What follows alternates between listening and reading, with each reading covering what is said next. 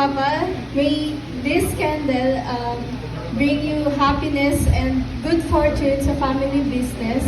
And may it guide us sa ating family circle natin.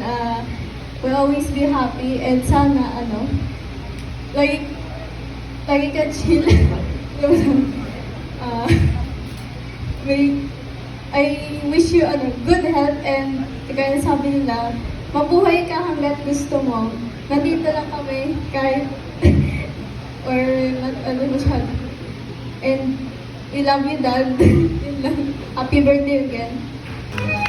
Yan, ang nag-iisang prinsesa, picture muna, ayan.